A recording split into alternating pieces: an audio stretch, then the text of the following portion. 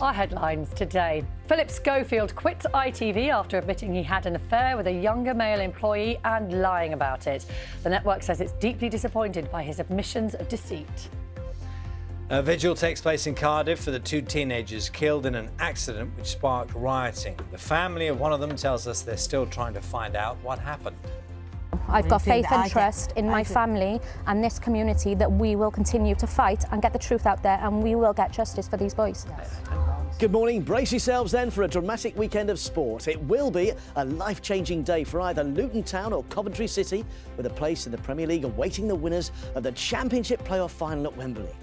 And it's North versus South in the climax of Rugby Union's Premiership at Twickenham as Sale Sharks take on Saracens. It's just a jump to the left.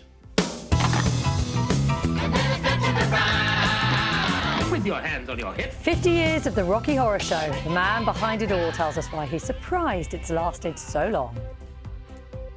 Police in Carlisle are searching for a boy who has gone missing in the River Eden. Emergency services were called last night after 4 teenage boys were reported to have got into difficulty in the river.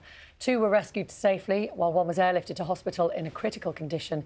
A 15-year-old boy still remains missing. The Post Office has apologised for using racist terms to describe sub-postmasters wrongly investigated as part of the Horizon computer scandal.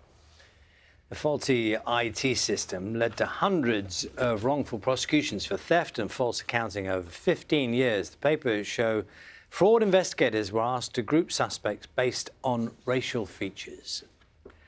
Boris Johnson has insisted there was nothing in his diary from when he was Prime Minister that showed further rule-breaking during the COVID pandemic. Cabinet Office officials referred Mr Johnson to the police after a review of documents for the COVID inquiry. Speaking to Sky News, he said that was absurd and denied that any of the entries referred to socialising. Let's take a look at some of today's front pages. Front page of The Sun is not the only one to carry the news of the former This Morning presenter Philip Schofield's affair with a younger ITV employee while he was still married.